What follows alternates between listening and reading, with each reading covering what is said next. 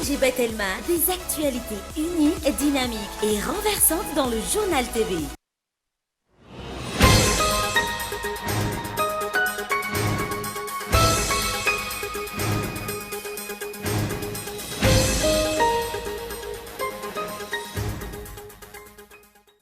Nivoaka tamin'ny fanginana ireo mpiasan'ny Air Madagasikara noho ny fampitehan'ity kompania mpitaterana ity amin'izao fotoana izao.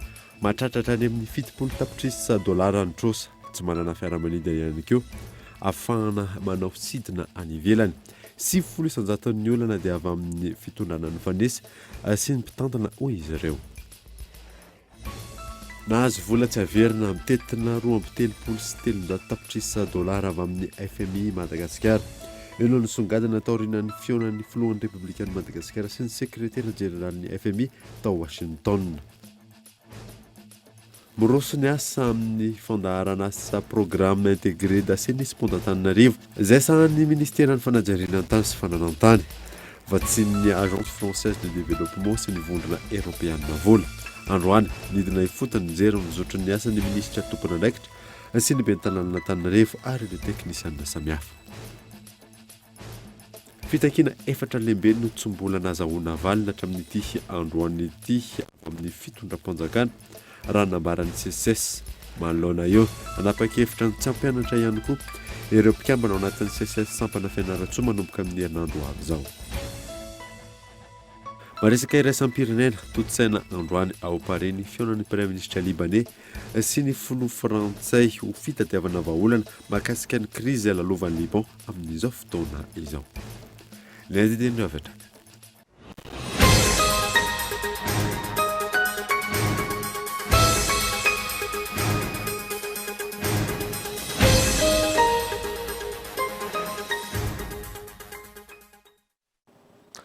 Ankafaliana ilay tompoko lahy sy tompoko vavy tsy dia nantokatrano amin'ny aty zoma alina ity fotoana vaovao eto amin'ny Akolo TV kamanasano ary anaraka izany hatramin'ny farany. Nanombotsika ny vaovao dia nivoaka tamin'ny fanginany ireo mpiasan'ny Air Madagasikara noho ny fampitehany ity kompania mpitaterana ity amin'izao fotoana izao.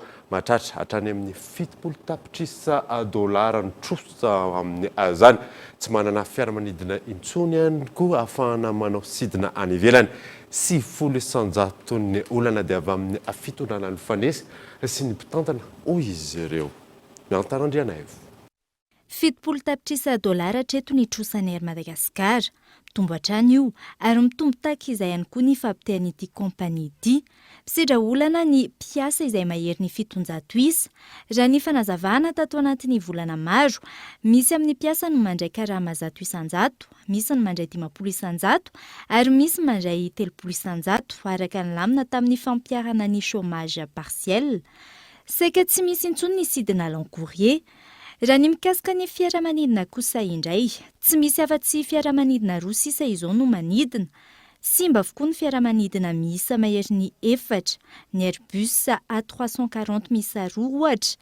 Ny iray efa heritaona izao no tsy nietsika, no ny tsy fisian'ny moteur intsony ao aminy.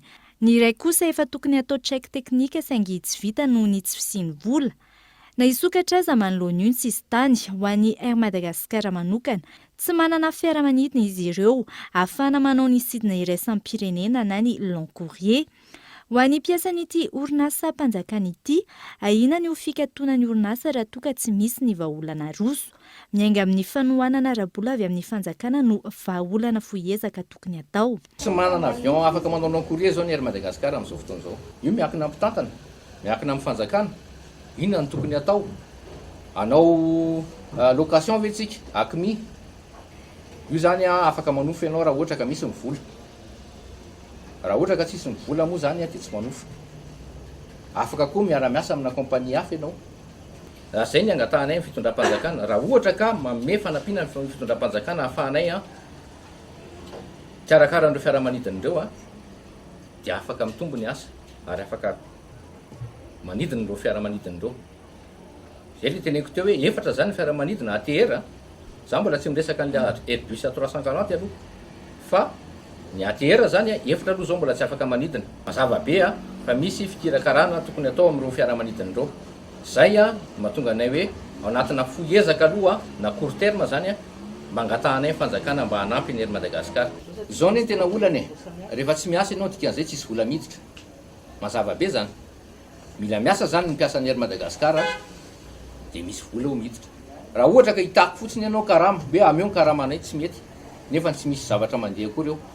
Donc zavatra anankiroa mivady le izy amboarina fiaramanidina, manampy ny fanjakana, afaka miasa ny mpiasa ny ery Madagasikara, dia afaka mampidi-bola ny mpiasa ny ery Madagasikara, anefana ny karama ny mpiasa ny ery Madagasikara. 70% ny olana miatra amin'ny kompania Air Madagasikara amin'izao avy amin'ny mpitondra ny fanesy sy ny mpitantana avokoa ho hiatra ny reto mpiasa eo anivon'ny kompania reto. Isan'ny teraka ny fampitehany io ohatra ny krizy politika ny taona 2017 2021 ary ny taona 2021. Antony, ny antony tanteraka ny asan'ny Air Madagasikara nandritra ny fotoana ela be, tsy afaka nanidina ireo fiaramanidina kanefa nofaina tapitrisany maro isam-bolana ny ankabeazany tamin'izy ireo. Isan'ny naterany ihany koa ny fanalana ny kompania tao amin'ny ICH na ny International Compensation House. Potika tanteraka ny rafi-pitantanana, maro ny hofan'ny fiaramanidina tsy voaloha, voaterina nofa fiaramanidina lafo ihany koa ny kompania. Ankoatrio, nanapotika ity orinasa ity ihany koa ny fanapa-kevitra stratejika samihafa, safidy tamin'ny resaka partenaire stratégique. Ny Air France ohatra no niarantsika niasa tany am-boalohany ary nisy ny fiara-miasa tamin'ny fiaramanidina B747-200, nisy ihany koa ny fiara-miasa kaiky tamin'ny kompania rotonta. Taty aoriana, i Austral no natao partenaire stratégique saingy nametraka rafitra izy ireo. Tamin'ny fomba fitantanana ka nambaran'ireto mpiasa ireto fa isany antony hafarana amin'izao zava-misy izao ihany koa. Ankoatra ireo dia nitarika ny fahasimban'izao ihany koa ny Covid-19. Manoloan'ireo rehetra ireo anefa tsy mbola miatra treto ilay business plan nambaran'ny fitondram-panjakana. Misy olona vitsivitsy nandray anjara tamin'ilay business plan. Zay aloha zany aloha hatreto, zay reto, tsy mbola nahita teo masonay le business plan. Zay ngamba ny zavatra lazaina. Fa misy olona nikirakirana voasafidy tany nanao an'le izy. Fa raha izay reto aloha zany mbola tsisy nahita ny contenu na nrakitry ny business plan izay andrasana hoe ho validen'ny fanjakana amin'izao fotoana zao. Zao manko le izy isokatra ato ny frontière. Raha ohatra ka roplanina roa fotsiny noentsika miasa, anaovana ny tsara dimy vola intérieur dia mazava be fa tsy ahasahana ny fitaterana an'ireo olona rehetra makany amin'ny province zany. Dikan'izay ao anatina miana aloha zany ny fampandehanana an'ireo fiaramanidina mijanona ho solindreo anaovantsika ny réseau intérieur. Verina amin'le resaka foana hoe tsisy afa-tsy ny fanampian'ny fanjakana aloha aminay zany no afaka solution voalohany. Anjarany any amin'ny aty amin'ny teknika sy any amin'ny ery Madagasikara, aty amin'ny foiben'ny ery Madagasikara mijery sy ny any amin'ny tsaradia mijery ina amin'ny programa tokony atao anaovana an'ireo planina. Fa raha ohatra ka fiaramanidina anankiroa fotsiny aloha dia tsy ampy satria tadio tsara, fa raha ohatra ka panina fotsiny ny fiaramanidina anankiray dia efa mety tsy afaka soloan'ny anankiray aloha fa tsy maintsy satria zotra samihafa no ataon'ireo fiaramanidina ireo. Antso fanairana araka izany no nataon'ireto mpiasan'ny Air Madagasikara ireto androany. Lavin'izy ireo ihany koa ny filazana fa noho ny fitokonana ataon'ny mpiasa no manimba ny orinasa. Etsy ilan'izay namafison'ireto farany fa efa misy ankehitriny ny dérogation nivoaka mikasika ilay licence d'exploitation ny kompania izay maharitra 3 volana eo izany hoe ka hatramin'ny volana Desambra manoloan'io afaka miasa ny orinasa anatin'izay. Zay makasika niny fa nahazo vola tsy averina mitentina 2.7 tapitrisa dolara avy amin'ny FMI Madagasikara. Ino nisongadina tao aorianan'ny fionan'ny filohan'ny Republikan'ny Madagasikara sy ny sekretera jeneralin'ny FMI tao Washington gaito Andreslava. Niona tamin'ny Italie Générale ny tahirim-bola iraisam-pirenena na ny FMI Kristalina Georgieva, ny filoham-pirenena Andry Rajoelina omaly 13 volana septambra 2024 tao amin'ny foibeny FMI Washington. Ny filohan'ny Republika Malagasy no filoha voalohany no raisin'ny Talie Générale ny FMI ity taoriana ny valanaretina Covid-19. Araka izany, nahazo famatsim-bola mitentina 2.7 tapitrisa dolara na ny allocation spéciale non remboursable i Madagasikara entina narenana ny firenena taoriana ny Covid-19.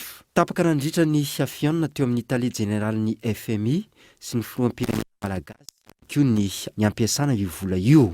vola azo ampiasaina avy hatrany anatanterahana ireo tetika sapapandrosoana sy ireo velirano ny filoha Andry Rajoelina. Isan'ny isitraka izany ny sehetry ny fotodrafitrasa, ny fampiasana ny angovo azo avaozina, ny fiahiana ara-tsosialy, ny rano, indrindra ny anitsimy nosy sy ny ady amin'ny tsy fanjari-tsakafo. Nandritra ny fionana, ny ady mafy ho an'ny fanafoanana nitrosan'ireo firenena ihany koa ny filoha Andry Rajoelina sy hanampiana ireo firenena hanamafy ny fiarendozan'izy ireo sy ny fanarenana ara-toekarena aoriana ny COVID-19. Fa tonga androany kosa ireo vaksiny Sinopharm telo alina dozy ho fanohizana ny ady atao amin'ny valinaretina COVID-19 sy ahafahany vahoaka manana safidy malalaka amin'izay fanaovana vaksiny izay Henri Florio. Ankoatra ny vaksiny Covishield, ny AstraZeneca, ny Johnson & Johnson nanapa-kevitra ny ampiasa vaksiny Sinopharm ihany koa ny fanjakana malagasy anamafisana ny ady atao amin'ny fiparehan'ny valanaretina COVID-19 fa eo ihany koa ny ananany olom-pirenena safidy malalaka amin'ny vaksiny izay ampiasainy.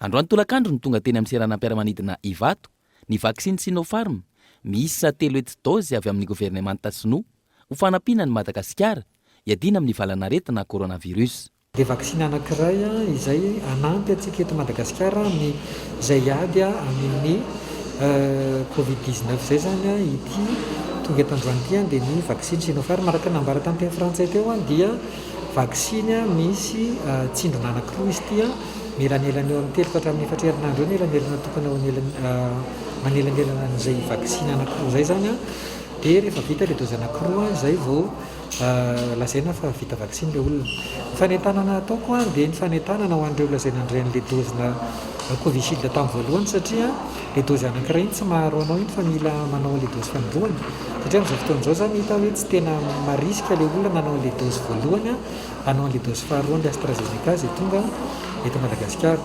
Dia ny vaksiny tonga eto Madagasikara dia nanaraka ny torolalana izay navoaka ny Académie nationale de médecine izay namiandreo anarana vaksiny zany Tsy tokony hanao ity vaksiny ity ireo izay efa nanapa-kevitra ny hanao vaksiny tonga teo aloha raha ny fanazavana. Da apresiana fa ny zavatra rehetra afaka atao zany hiadivana amin'izay coronavirus zay dia tokony atao dia tsy adino ny geste barrière, fanajana ny fipetrasakana, ajaina ny 2 metatra, manao geste barrière, sasa-tanana matetika ary sasa-tanana amin'ny gel hydroalcoolique. Rehefa navita ilay karazana vaksiny teo aloha ve mety mbola afaka manao an'ity sa hoe manao mitovy ny karazana vaksiny atao zany rehefa Covishield ny ataonao dia AstraZeneca ny 2e dose, rehefa Johnson dia Johnson fa tsy mitambatra ny antsika vaksiny hoe raha manao vaksiny hafa ianao dia hiditra dozy amin'ity fa safidinao hatrany amboloany io inona ilay vaksiny atao dia izay no tezina hatrafana.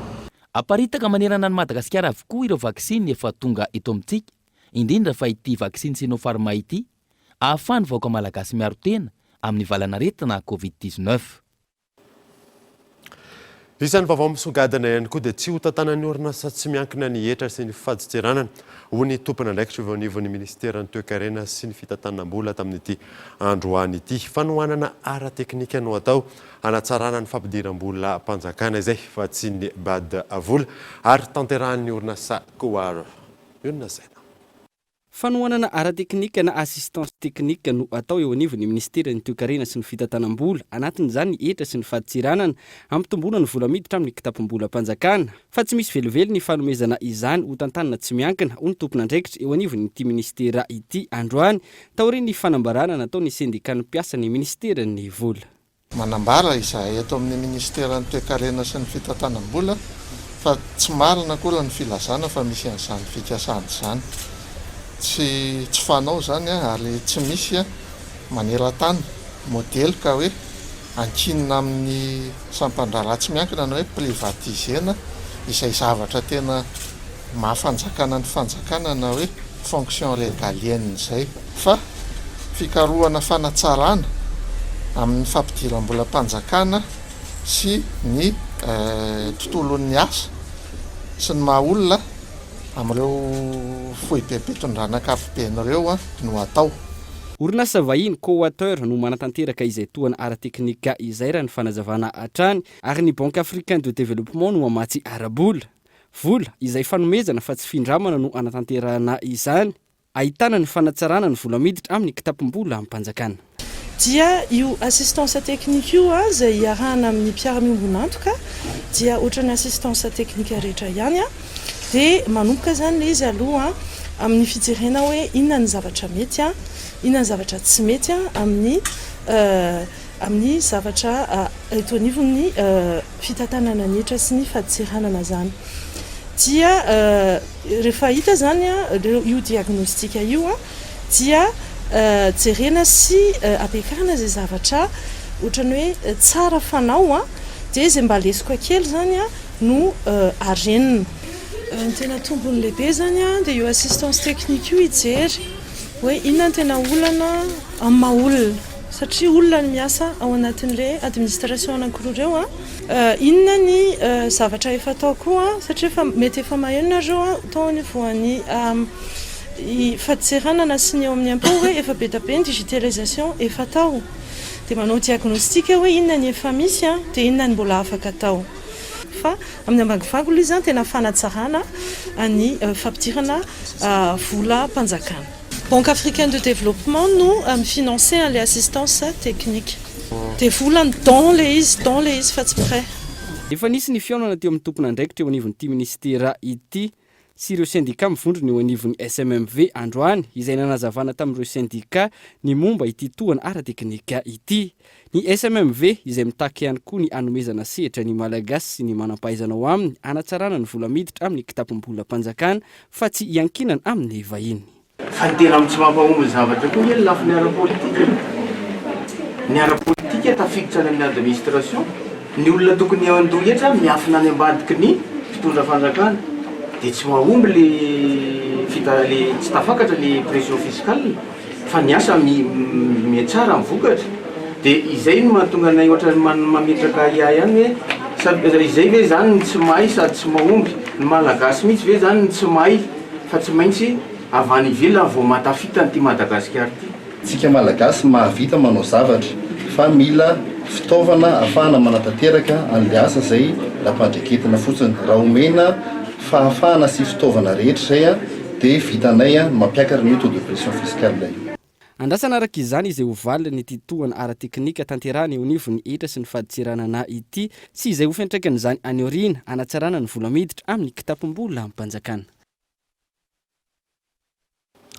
Lafy vaovao hafa kosa indray dia miroso ny asa ao anatin'ny fandaharana asa programme d'intégré d'assainissement d'Antananarivo izay sahan'ny ministera ny fanajariana an-tany sy ny fananantany vatsian'ny agence française de développement sy ny vondrona européenne vola androany nidina ifotony anjeriny mizotra ny asan'ny ministra tompony andraikitra sy ny bentanana Antananarivo ary ireo teknisianina samihafa miantarandriana ivo.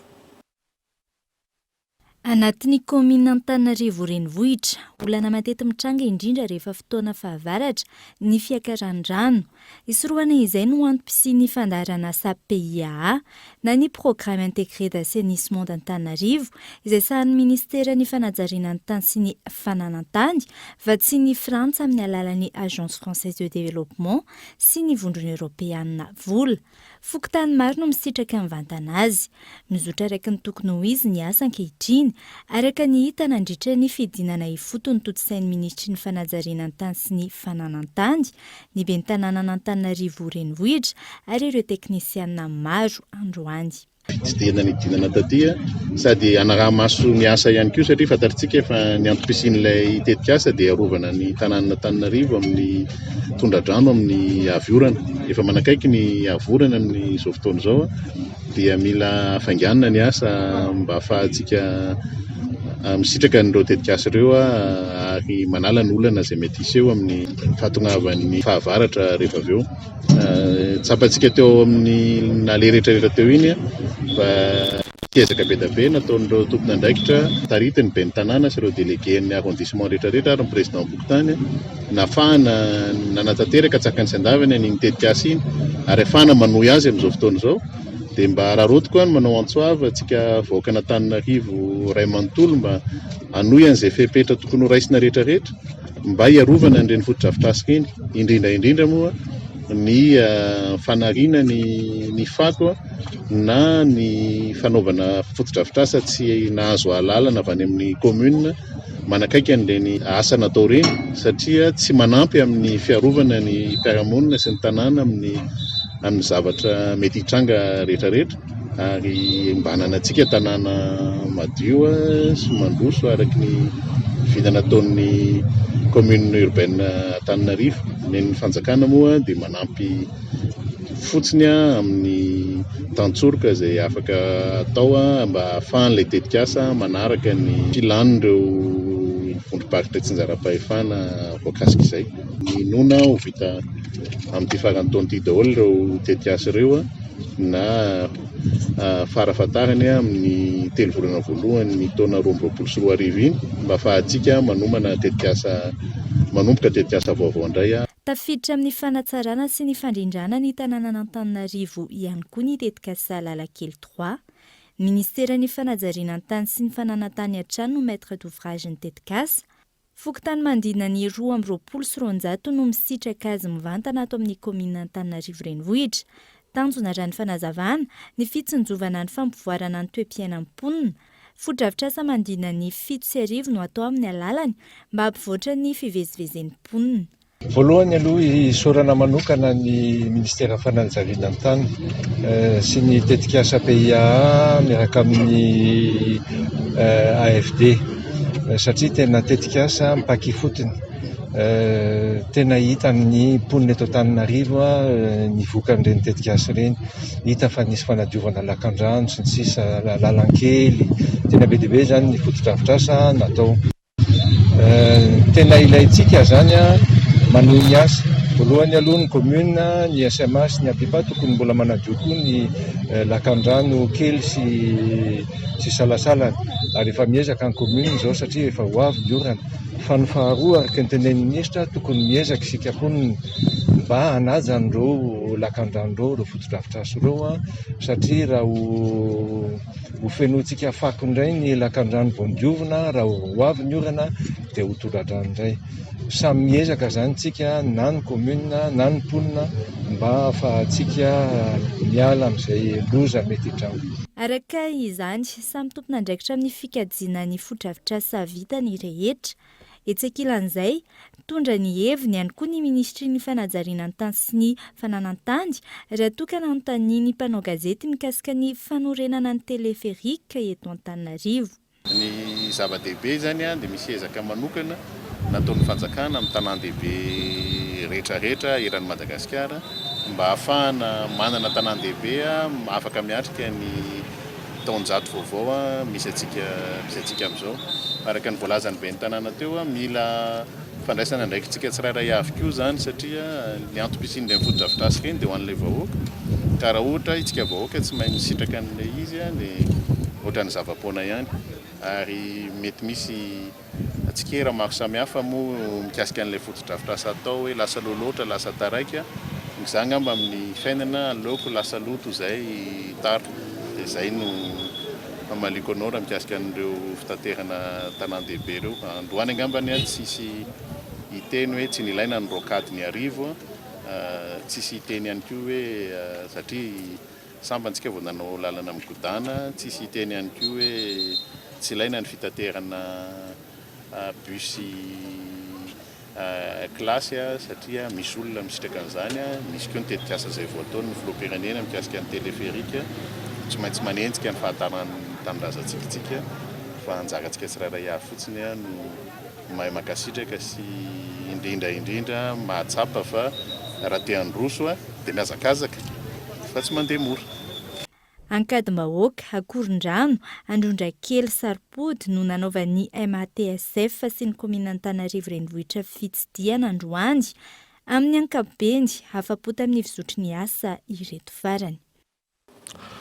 Ho any amin'ny faritra kosa indray isika dia azo n'ireo tratra ny tsy fanjarian-tsakafo atao manomboka izao manantona ny centre de réhabilitation nutritionnelle et médicale sy ny banky ara-tsakafo izay nasiana fanavaozana any Ambovombe.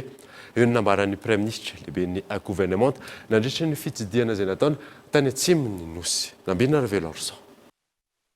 Tombony lehibe ho an'ireo sahirana ara-tsakafo ny fisian'ny fotodrafitrasana sy mpanavaozana ny Ambovombe na ny toby fanarenana ara-tsakafo sy ara-pahasalamana na ny centre de réhabilitation nutritionnelle et médicale sy ny banky ara-tsakafo azon'ireo atao avy hatrany manantona io fitoerana io raha toaka tojo izany fahasahiranana izany. Manova ny fomba hiatretsika ny kere amina lalany zao fidrafitrasa anankitelo ngeza zao. Voalohany moa misy centre de santé zany hoe rehefa tratra ny kere ny olona miamahiny zaza tsy ampy sakafo ny zaza sy ny fianakaviana manatona ny toerana ty zareo. Eto mahazo fitsaboana mandritra ny herinandro vitsivitsy arakaraka zay finapan-kevitry ny mpitsabo eto toerana. Eto koa dia hitantsika eto koa ihany koa ty banque alimentaire ty eto atsika no hitondra sakafo feno sakafo zany ty toerana ty mba ahafahana mamatsy ny olona zay tonga ty na ny zaza zany na ny renina na ny fianakaviana zay tonga ty hitantsika eto radio koa ny toerana fisakafoanana mahakasika an'izany. Nampatsiahany tokony amin'ny tana aingana ireo asa ireo mialohany aviany aintany ahafahana miomana sy miatrika ny fandraisana ireo fiarakaviana marefo iajadiny tsy fanjari-tsakafo no antom-pisin'izao fanavaozana izao. Natomboka tao an-tsiranana androany digitalisation ho an'ny fitsarana malagasy izay nafaingana kokoa ny raharaham-pitsarana sy anatsarana ny famoahana didika eto Andriatsila. Androany faefatra amby ny volana septambra no natomboka ny digitalisation ny fitsarana malagasy tao an-tsiranana ka nisehatra ny fitantanana ny fitsarana sy ny arabola no voakasika izany.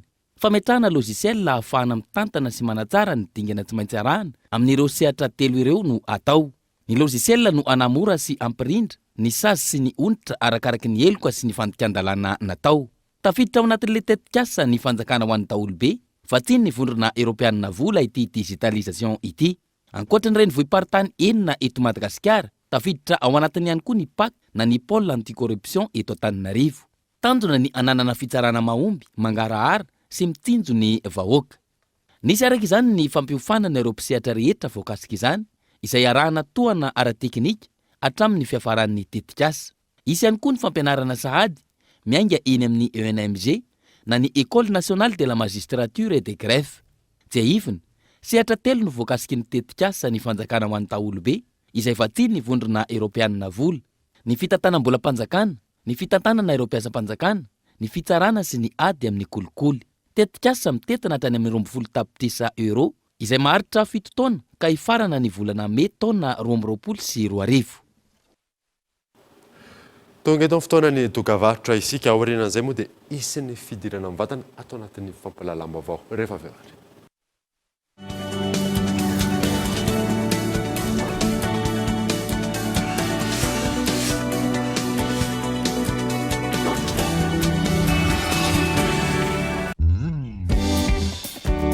Reko manolotra ho anao. Concert roa lehibe sady hafakely ao amin'ny arena Ivandry concert VIP ny zoma 20 oktobra amin'ny Valorale. concert amin'ny Laibe ny alahady 10 oktobra amin'ny 3 ora folakandro. Iraina aminareo ireo hira nampiray antsika hatramin'izay sy ireo hira vaovao koa.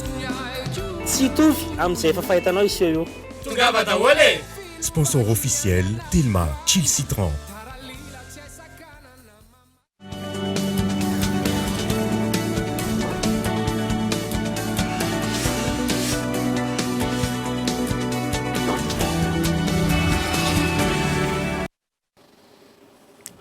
Miditra ny tapany faharoa ny vaovao isika. Tolotra vaovao maro no atolotra StarTimes ho an'ireo mpanjifa ao anatin'izao fankalazana ny fahadimy taona nisiny izao. Tanjon'ny StarTimes moa ny manantona akaiky kokoa ireo mpanjifa. Fanadina. Ao anatin'izao fankalazana ny fahadimy taona ny StarTimes eto Madagasikara amin'ity taona ity, maro samihafa ny tolotra sy ny fanomezana ny fahafaham-po ny mpanjifa. Hisy ny seria vaovao indray manomboka ny herinandro ho avy izao. Izao indray izahay dia nanapa-kevitra ny hanome vokatra série Philippine amin'ny fiteny malagasy manontolo. Feu général d'auteur sany anaran'ilay film tany am-piandohana fa rehefa nadikanay tamin'ny teny gasy izy dia nisafidy izahay ny hiantso an'ilay série hoe Rianne. 70 ny episode ao anatiny ary anomboka andeha eto amin'ny Star Times manomboka ny alatsinainy fa 17 ny volana septambra ho avy zao amin'ny 7 ora sasany ao amin'ny Gassi Star numéro de chaîne TNT 108 ary bouquet satellite ao amin'ny chaîne 788 10 minitra eo ny alavan'ny episode anankiray. Io episode anankiray io no andeha isan'andro ary isy famerenana amin'ny 10 ora sy fefany atoandro ary rehefa weekend dia andeha ihany koa amin'ny 7 ora sasany hariva ny episode nandeha rehetrarehetra nandritry ny herinandro. Ankoatra io, amin'ny vidiny mirary ihany koa no ahafahan'ny mpanjifa mahazo ny tolotra avy amin'ny Star Times. Matetika mipetraka amin'ny fanontaniana hoe maninona no tsy nitazomina tamin'ny teny frantsay ilay série satria efa izay no mahazatra fa i Star Times dia manao ezaka anakaiky ny mpanjifa ny bebe kokoa hatrany hatrany ka manolotra zavatra mifandraika amin'ny filan'ny mpijery ny télévision numérique rehetra. Ny abonnement ahitana an'ity série vaovao ity dia ny abonnement amin'ny smart na basique. Io zany na miampy ara ny contenu ao anatiny na miampy ny chaîne ao anatiny dia mijanona amin'ny vidiny io hatrany 22 000 ariary na 2200 ariary par jour na 8 000 ariary par semaine. Ny vidin'ny décodeur kosa dia 45 000 ariary Antananarivo ilay décodeur TNT io ary 60 000 ariary ny décodeur sahafa mandeha manerana ny Madagasikara. Ireo 45 000 ariary 60 000 ariary eo efa misy abonnement ray volana avokoa ary efa ao anatiny ny installation. Tolotra maro araka izany no ezan'ny Star Times omena ny mpanjifa amin'izao fankalazany ny 5 taonany izao. Araka ny efa nambara teo moa dia isy ny fidirana amin'ny vatana atao anatin'ny fampahalalam-baovao rehefa vonona ny sary dia tonga dia ho latsantsika avy hatrany izany.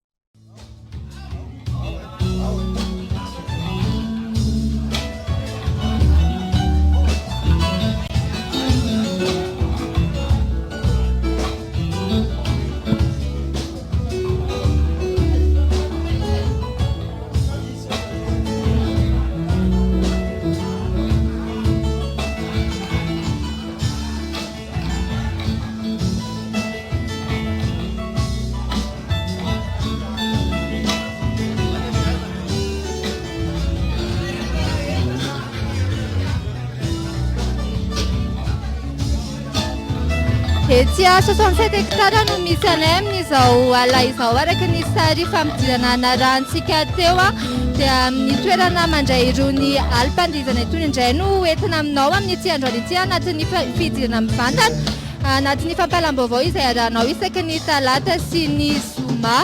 Raha tsy haivina dia efa nitsara ny amiana ara-pahasalamana izany hoe efa tsy misy intsony ny couvre-feu efa miasa ara-dalàna ireo toeram-pandihizana sy ireo toerana maro samihafa izay mivelona amin'izay sehatra izay nanaiky ny fampiresaka taminay tamin'ity androany ity ny tompony andraikitra iray amin'izay toerana mandray ny alim-pandihizana izay andao ary rara ny fanampanazavana izay resantsika mikasika an'izay sehatra izay. Merabanao dia misaotra nanaiky nandray anay tamin'ity androany ity. Ny resantsika androany dia mikasika an'izay hoe fisokafana sy fiverenan'ny fisokafan'ny toerana mandray izay alim-pandihizana izay manao an'izay ho anareo. Ya voalohany miarahaba mpagnaraka ny Cool TV ary miarahaba anareo namagna miara-miasa amin'ny Cool TV. Eto aloha dia somary hita ilay olo mbola sasahirana kely surtout nandalovany coronavirus teo igny ndroa miantoagna efa misokatra ara-dalàgna aloha efa tsisy misakantsakana tahaka ny hoe tsy mahazo ny vocal fa le olo misy tena mbola hita somary mbola sasahirana ary tegna amin'ny entomanana zany hita problème n'olo.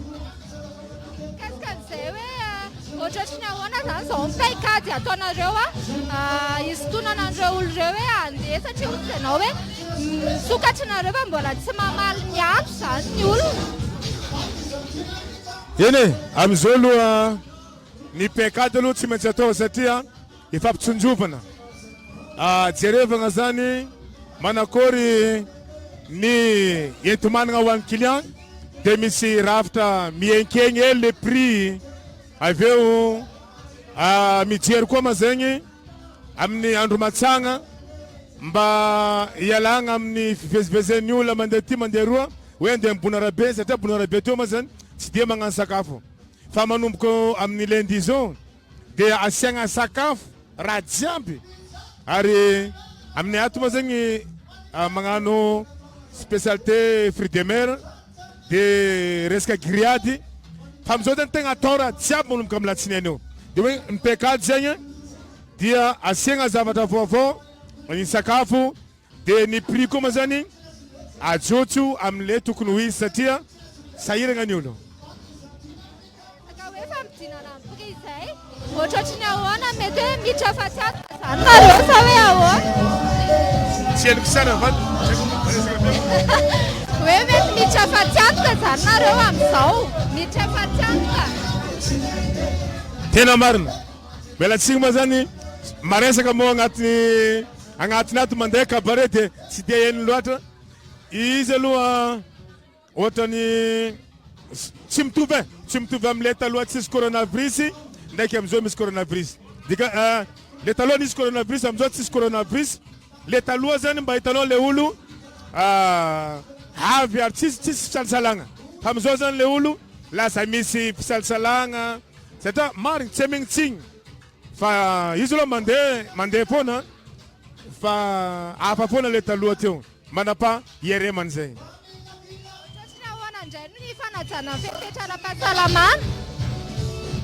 Iny aloha dia tsy maintsy ajainay ombenombeny ny fepetra ara-pahasalamana satria mbola tsy afaka tanteraka eto zany io coronavirus mbola misy ihany ka tsy maintsy mitandrina ary mampiasa gel eo koa ny fahadiovana sy ny tariny dia tsy maintsy mijery amin'ny elanelana zay revona le tokony mahamety aza.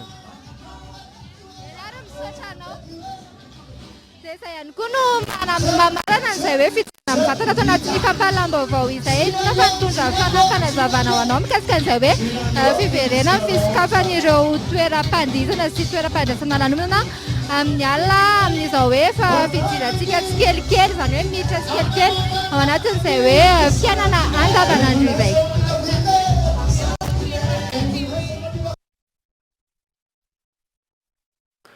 Isaorana moa Michel Aranarjona sy Fabrice Toutson nitondra tamintsika ny fofopofony zomamy magnifique tamin'ity androany ety. Fa ny anisy ny vaovao kosa indray tontolon'ny serasera mpanao gazety misy 12 avy amin'ny faritra samihafa manerana ny nosy no nahazo fampifanana avy amin'ny GPIM nandritra ny roa herinandro teto Andrenivohitra. Tanjona amin'izany moa ny fanamafisana ny traikefa sy ny fifampizarana amin'ny fanatsarana ny sehatry ny asa fanaovan-gazety Abraham Randriamanana. Nanatanteraka fampifanana passeport pour les journalisme ho an'ireo tanora misehatra amin'ny asa fanaovan-gazety ny teo anivon'ny GPIM. Naharitra roa herinandro ny fampifanana ho an'ireo tanora miisa 12. Maro lafo ny fahalalana no ratovina sy ny fampizarana nandritra izany. Ny teknika fototra ny asa fanaovan-gazety, ny resaka etika, ny resaka lalàna, ny resaka tantara ny asa fanaovan-gazety, ny tontolo ny asa fanaovan-gazety eto Madagasikara, eo ihany koa ny ataontsika hoe institution ny tantara ny rafitry ny fanjakana eto Madagasikara. Tsy ny hoe andrasana fa ny antenaina voalohany amin'izy ireo dia ny hijanonany eo amin'ilay sehatry ny asa ary ny ahafahany manao ilay asa matianina bebe kokoa hatrany. Akoatra ilay vetoniviny Cultive FM, mpanao gazety avy amin'ny haino vaky-jery maro manerana ny nosy no niatrika ity fifanana ity. Maro ireo tombony azon'ireo tanora nandritra izany. Dia misy tombony be dia be satria ny asa fanaovan-gazety tsy asa moramora, asa lehibe ary ny mampiavaka anao indrindra mba tsy hitovy amin'ny mpanao gazety rehetra ny fomba fampitanao ny vaovao mba tsy hitovizan'ny olona mpanao Facebook mampita vaovao. Ny mampiavaka anao mpanao gazety anao zany dia nisan'ny zava-dehibe. Nahafahana nampitombo ny traikefa efananana dia ihany koa nahafahana fampizara tamin'ny namana izay traikefa atao anatin'izay fotoana nanaovana gazety izay. Dia ankoatran'izay anatsarana ny fomba fiasa eo anivon'ny orinasa izay iasana. ina zao sainao taloha ny fantatro taloha fantatro taorian'ny soratra za manokana zao a misehatra amin'ny asa fanaova-gazety an-tsoratra dia tato anatin'ny fiofanana nisy fampianarana mahakasika ny radio sy ny télé dia nafana natatraikefa tamin'ny ireo mpampiofana zany zay mahakasika ny radio sy télé zay fanolorana ny mari-pakasitrana ho an'ireo tanorana vita ny fiofanana passeport pour les journalisme izay nosan'ny teonivy ny GPIM ny arana tamin'ireo mpiara-mombonantoka. Tontolon'ny fampianarana kosa indray fitakina efatra lehibe no tsombola nazahoana valiny hatramin'ity androany ity avy amin'ny fitondram-panjakana raha nambaran'ny CSS manoloana io. Nanapa-kevitra ny tsampianatra ihany koa ny mpikambana ao anatin'ny CSS sampana Fianaratsoa manomboka amin'ny herinandro avy izao. Henri Florio. Nanomboka ny volana Novambra taona 2020 ka hatramin'ity androany ity no tavela eo anivon'ny prémature ireo antotan-taratasy miisa 17 momba ny fangatahana ny dérogation exceptionnelle pour le maintien en activité ahafahan'ny mpampianatra ampiarinasa mbola manohy ny asany amin'ny tontolon'ny fampianarana sy ny fikarohana. Ombali no niatrika ny fivoriana tamin'ny alalan'ny visioconférence ireo mpampianatra mpikaroka nasionaly sy ny teto Antananarivo manokana ary nanamafy ny fitakin'izy ireo ankoatra ny volaza tetsy ambony eo. Manaraka izany ihany koa dia efa misy taona angarangidiny ny indemnité de recherche et d'investigation no tsy voalohan'ny fitondram-panjakana ho an'ireo retraité chercheur mbola niangaviana sy nantsona manokana hanohy ny asa fikarohana sy ny fitariana mpianatra na dia efa aorian'ny fahafitopolo taona aza. Misy ihany koa ny heure complémentaire sy ny vacation ny 520 isanjato ho an'ny taona 17 20 izay andrasana fatratra satria efa taom-pianarana 120 sy 220 no itsidika tsy ho ela ho tanterahina. Vokatra zany rehetrarehetra zany dia miantso ny fitondram-panjakana izahay miteny hoe aza atosika anray fanapahan-kevitra tsy mifanaraka mibaiko ny fieritreretany ny CSS Ampanantananarivo fa mba jereo akaika valioa ny zavatra maika zay tokony ho karakaraina. Ankoatra io nanao fanambarana ihany koa ny CSS sampana Fianaratsoa ho an'ity androany ity ary nanambara fa tsy hampianatra izy ireo manomboka ny alatsinainy ho avy izao raha tsy mivaly ny fitakiana izay ataony. Ny CSS sampana Fianaratsoa izay nivory androany zoma 24 septembre 2020 dia manambara fa hampitsahatra ny aktivité pédagogique rehetra manomboka ny alatsinainy 17 septembre 2020 izao no ny olana amseho vokatry ny tsy fandraisana andraikitry ny ministera piay manoloana ny fitakina natao. Tompona andraikitra feny ministera piay amin'ny olana iseho manoloana ny fanapahan-kevitra noraisina tao amin'ny COPRIES mahakasika ny fandraisana sy fampidirana miaraka ny nouveau bachelier promotion 20 sy 20 sy 2.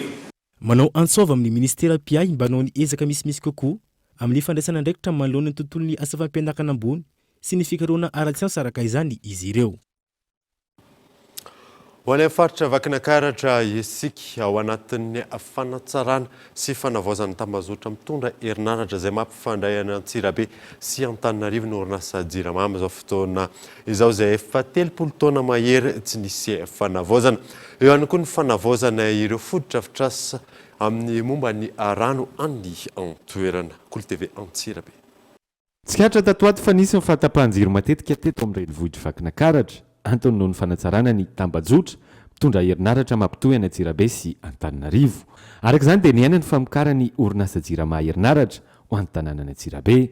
Tafiditra ao anatin'izany ihany koa ny fanavaozana ireo andro-jiro izay efa 30 taona tsy nisy fanavaozana ka tsy maintsy nosoloana raha ny nambara ny tale jeneraly ny orinasa Jirama nandritra ny fandalovany teto Antsirabe renivohitra. Andron-jiro amin'ny kakazo ny mitondra ny tambajotra io.